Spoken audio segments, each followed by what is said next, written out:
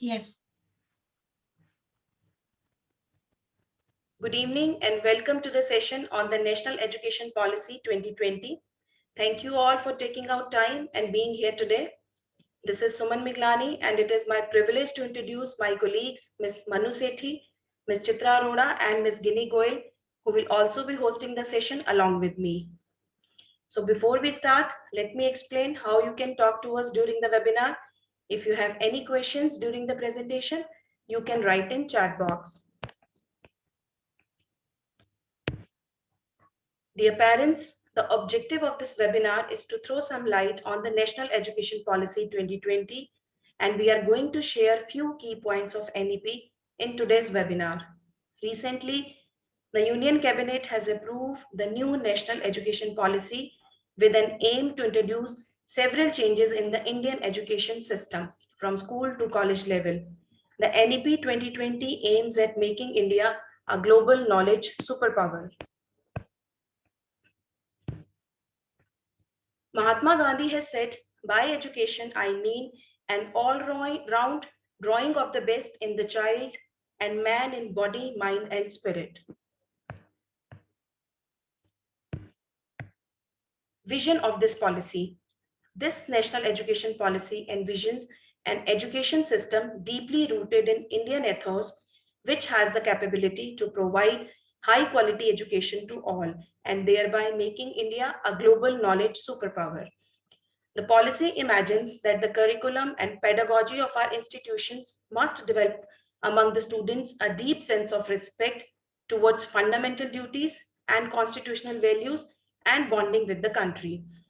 The vision of the policy is to instill among the learners a deep rooted pride in being Indian, not only in thought, but also in spirit, as well as to develop knowledge, skills, values, and global well being, thereby reflecting a truly global citizen.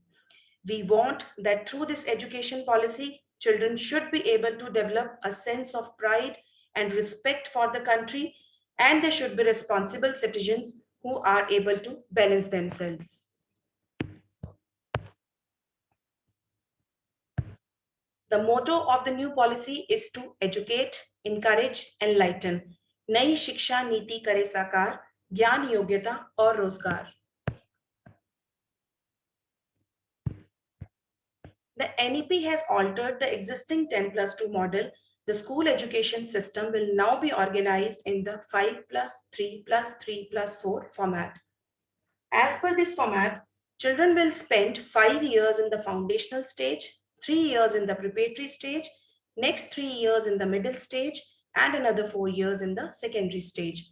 The foundational stage is suggested for ages 3 to 8, where for the initial first 3 years, multi-level play activity based learning would be imparted at Anganwadis, preschools, or play schools. To this, the grades 1 and 2 would also be added, and teaching would be conducted through play based and activity based curriculum. The second stage is the preparatory stage, which consists of classes 3 to 5 for ages 8 to 11. The purpose would be to develop language and numeracy skills in accordance with the cognitive development of a child. The third stage, which is the middle stage, is for classes 6 to 8 for ages 11 to 14. And it would bring changes in experiential learning in the sciences, mathematics, arts, social sciences, and humanities in the existing system. The existing learning system would be replaced by critical learning objectives. Secondary stage offers students with a plethora of choices in the subjects from the curriculum instead of stream-wise allocation of subjects in the higher secondary education as of now. It includes a multidisciplinary study where students would be able to pick and choose any set of subjects from the available structure. In this stage, the students are allowed to pick subjects as per their interest.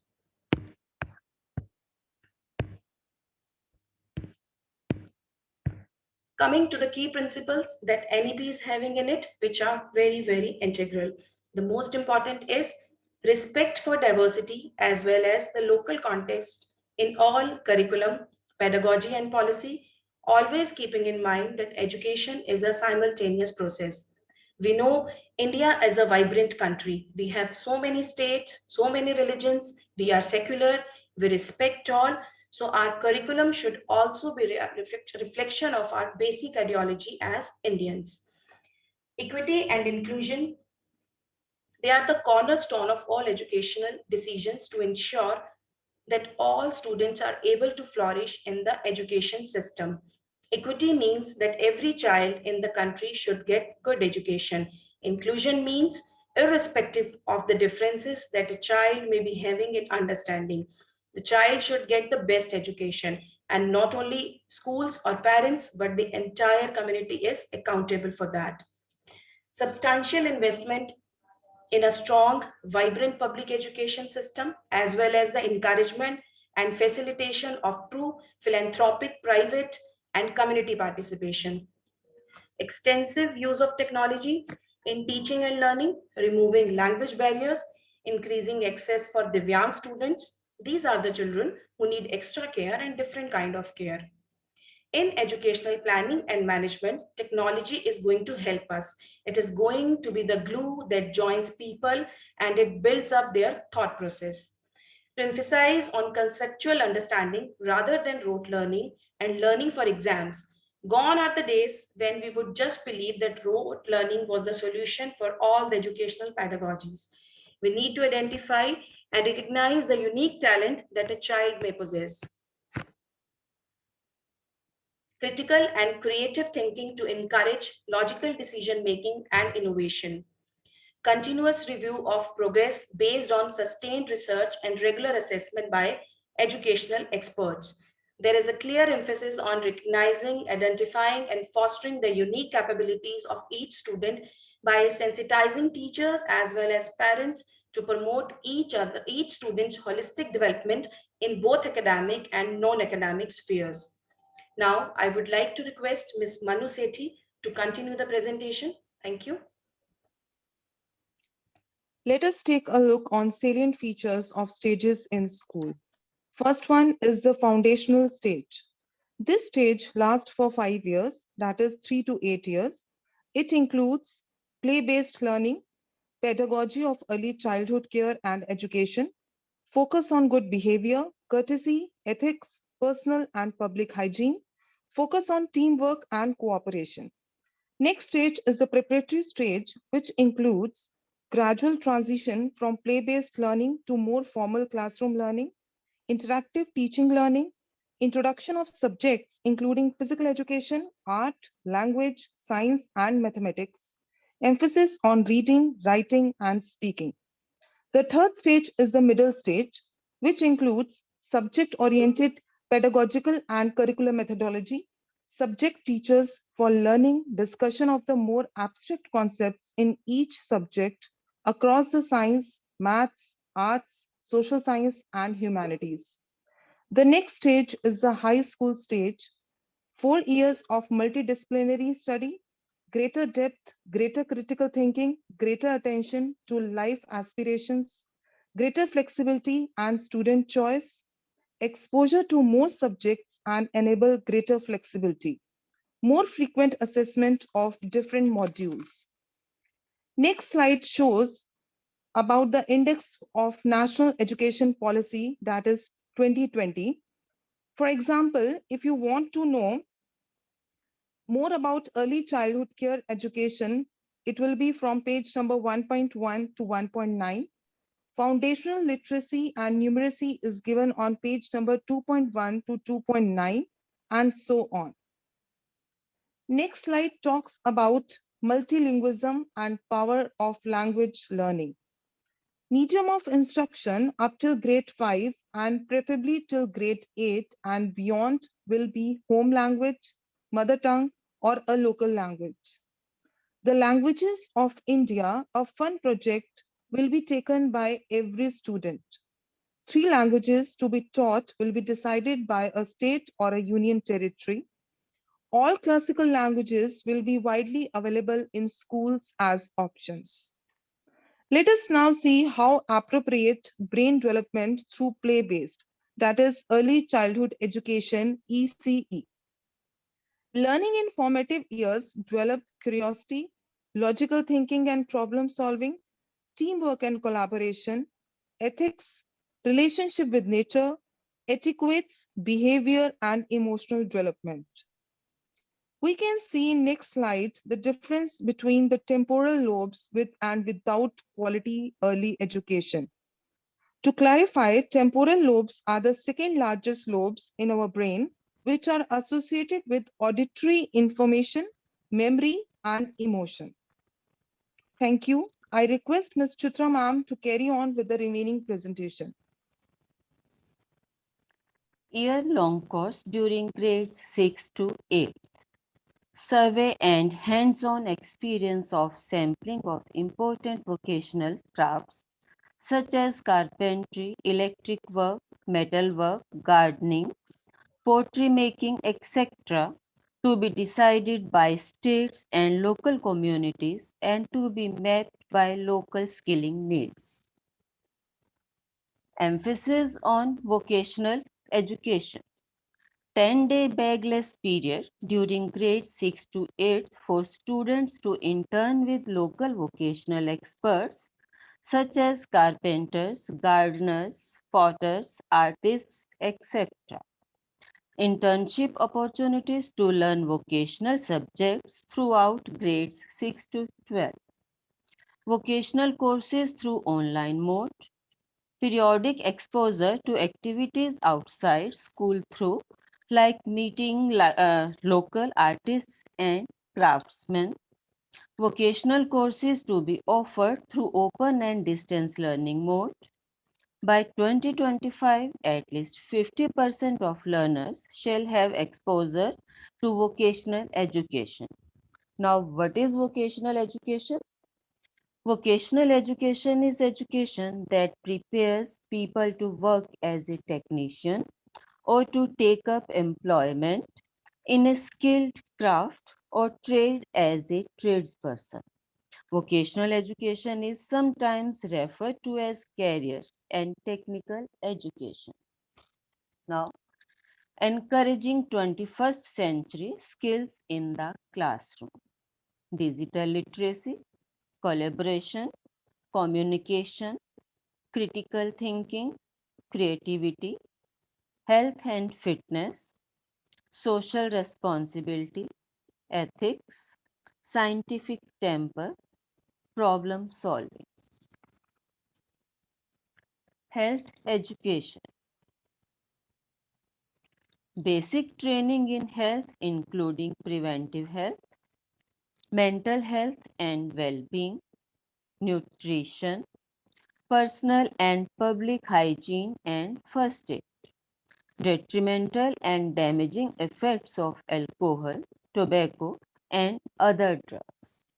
Now I request Ms. Guinea to carry on with the remaining presentation.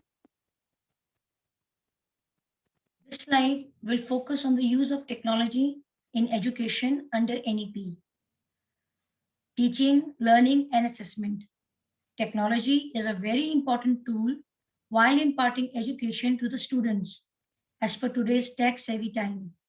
In the COVID crisis, it has helped us to conduct online classes for the students. Next, education planning. Educational planning, in its broadest generic sense, is the application of rational, systematic analysis to the process of educational development with the aim of making education more effective and efficient in responding to the needs and goals of its students and society as a whole. Next, Digital India campaign. Digital India is a campaign launched by the Government of India in order to ensure the government services are made available to citizens electronically by improved online infrastructure and by increased internet connectivity. Next, administration and management. Education management and administration refers to both a field of study to pursue and a type of career a professional can work within. Regulation through public disclosures. Higher Education Commission of India, HECI, will be set up as a single umbrella body for the entire higher education, excluding medical and legal education. HECI is to have 4 independent verticals, namely National Higher Education Regulatory Council, NHERC for regulation, General Education Council, GEC, Higher Education Grants Council, HEGC for funding, and National Accreditation Council, NAC for accreditation. The next slide highlights the importance of sports to be included as an integral part of the curriculum under NEP. The Union Sports Minister, Kiran Rijiju, has said that the new education policy that is being drafted will dramatically transform education domain, thereby including sports as an integral part of the curriculum. While addressing the inaugural session of the international webinar on Olympism and Olympic education in the 21st century, the sports minister indicated that to promote sports culture among the youngsters, sports will be made an integral and inclusive part of the new education policy. Sports will no longer be an extracurricular activity under NEP. I repeat, sports will no longer be an extracurricular activity under NEP.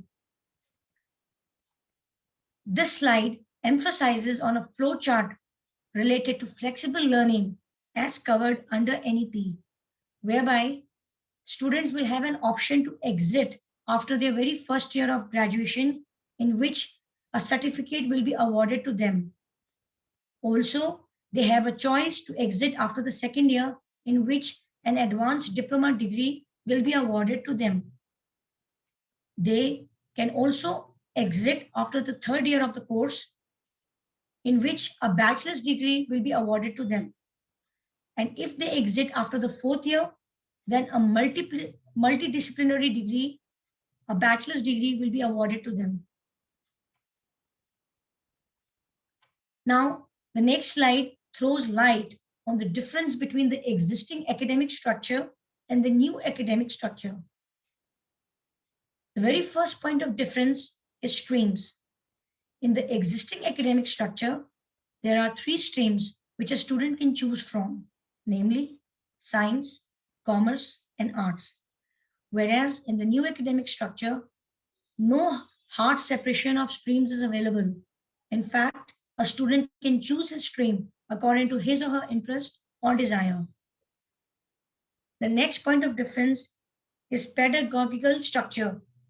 In the existing academic structure, we have a 10+2+3 format, whereas in the new academic structure, we have a 5+3+3+4 format.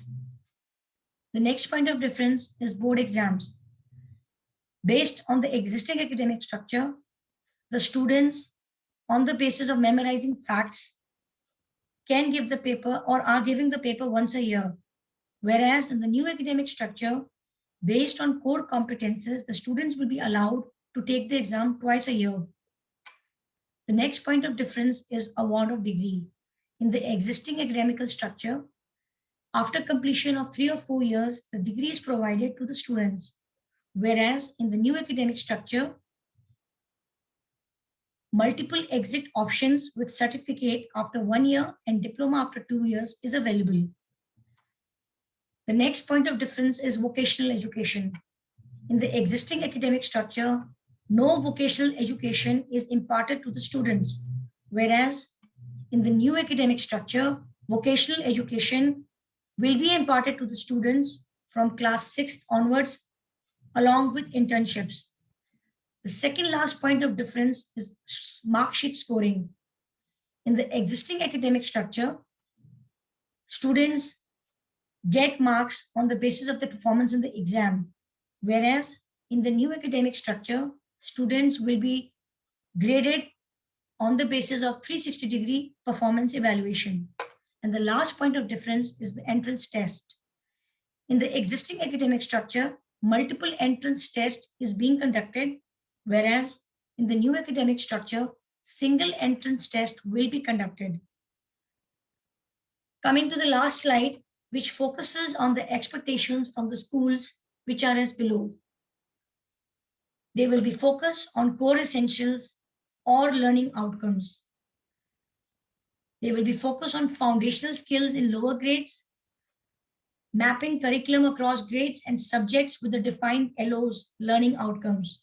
Also, there will be a focus on practical and application-based learning, experiential learning, and enhancing creative and critical thinking skills of the students. Also, focus will be laid on enabling teachers to design such experiential and application-based activities which will enhance the creative and critical thinking skills and other desired skills among the students.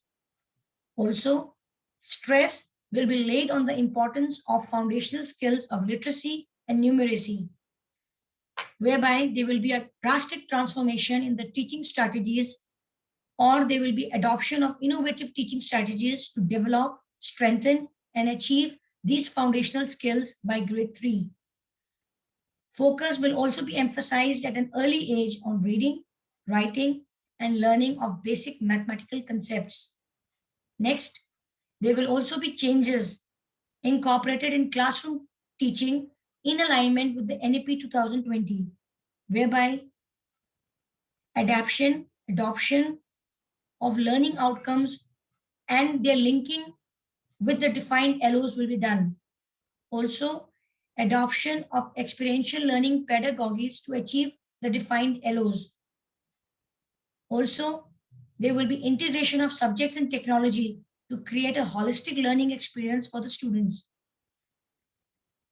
Another change envisaged is the integration of the concept of digital literacy, scientific temper, and computational learning thinking. Also, focus will be laid on changing the lesson plans, thereby grounding them with real life situations and planning them, thereby promoting multilingualism. Last but not the least, also identification and nurturing of gifted students will be planned out for CWSN and SEDGCS, which means socially emotionally disadvantaged groups of students. For further information, we will be sharing the PDF file on NEP via WhatsApp. I do hope you all like the presentation shared by all of us. Thank you and have a nice day.